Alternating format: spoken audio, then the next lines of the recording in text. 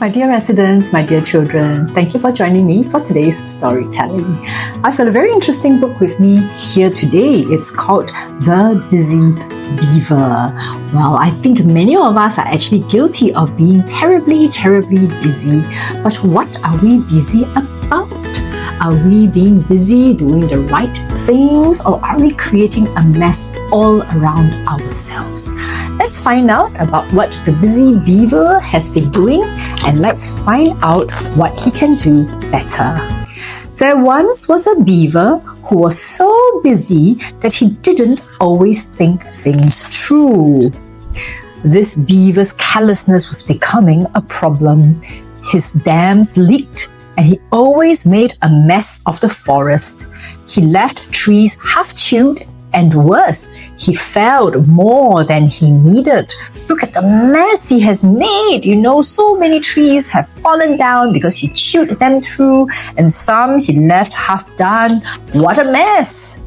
Perhaps worst of all, the beaver went about his work with so little thought that a tree landed right on top of a bear. Oh, look at that! He just chewed his way through.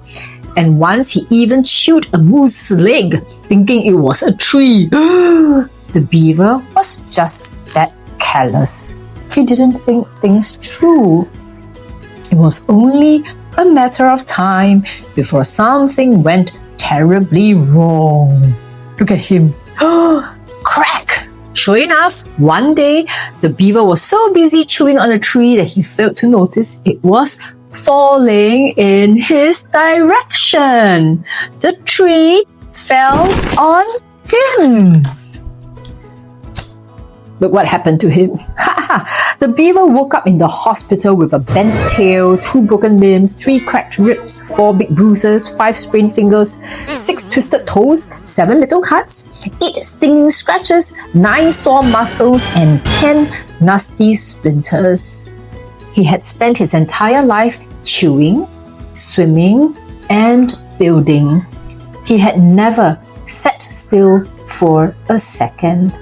Now, he could barely even scratch his nose. Look at him, so busy till he got so injured. At first, all the beaver could do was stare at the ceiling. But little by little, he began to heal. With lots of rest, he regained his strength. And before too long, he was trying out a pair of crutches. The next day, the beaver embarked on a rigorous rehabilitation program. He got back on his feet, he did lots of yoga, and lifted weights. And while he was at it, the beaver caught up on some important reading. See, Dams 101. This is like a textbook on how to build dams. Yeah, and by the way, if you don't know it, beavers actually build dams. And practice saying, I'm sorry. Remember, he did a lot of wrong things before that. And soon enough, he was ready to go home. Run for your lives! Imagine that. He went back, he said, hi guys, and his friends said, run for your lives. The beaver's friends were a little worried about his return to the forest. But despite their concerns, the beaver went straight to work. But before the beaver started his first project, he did a full tree inspection. Checked to see if there were any animals in harm's way. Check. And carried a frightened caterpillar to safety. Then the beaver went ahead and built the family of homeless birds a new nest. The beaver's final task was to clean up the mess he had made in the forest.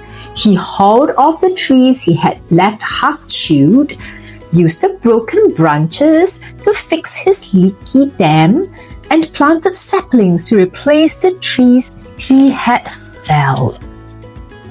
His work done, the beaver started thinking about what he might do next.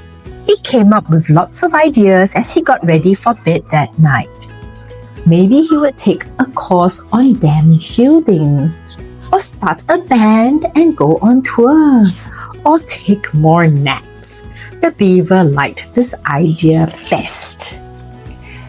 Being busy doing good work was exhausting. With a yawn, the beaver laid his head down on a soft bed of leaves and fell right to sleep. All that was left for the beaver to do was a dream.